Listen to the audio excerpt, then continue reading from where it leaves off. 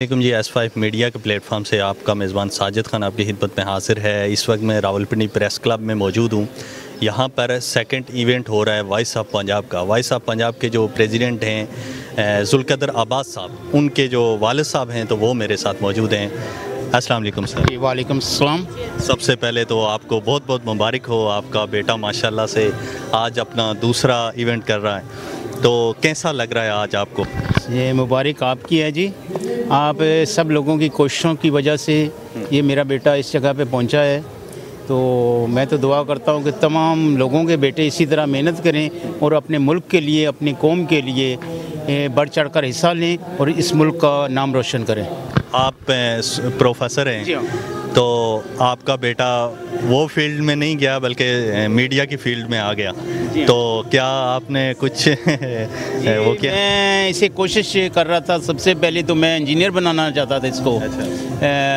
اس نے انجینئرنگ کی ہے، سول انجینئرنگ کی ہے ٹیکسلا سے، تو اس کے بعد میرا سیکنڈ چوائس تھا کہ اس کو وکالت کی طرف لے کے جاؤں، لیکن یہ میڈیا کی طرف آ گیا ہے، لیکن کوئی تھوڑا سا زیادہ ہی لاڈلا ہے میرا یہ بیٹا، تو میں نے اس کا اپنی جو جستجو تھی، جو اس کی خواہش تھی، اس کا میں نے احترام کرتے ہوئے میں نے اس کی جتنا ہو سکا ہے میں نے اس کی سپورٹ کی ہے۔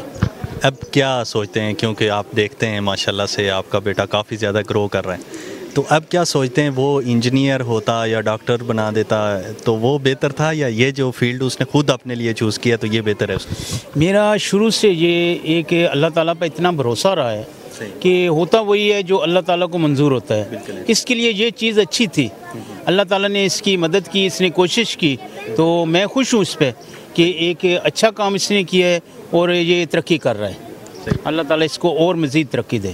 وائس آف پنجاب جدھر آپ رہتے ہیں تو وہاں کے لوکل لوگوں کے لیے بھی آپ کا چینل کافی زیادہ کام کر رہا ہے، میں آپ کے گیا بھی ہوں، دیکھ کے بھی آیا ہوں، لیکن آپ سے میری پہلی ملاقات ہے، تو جو لوگ ملتے ہیں آپ کو محلے گاؤں کے، تو وہ کیا کہتے ہیں آپ کا بیٹا یہ کس کام کے لیے لگ گیا، یا خوش ہوتے ہیں دیکھ کے؟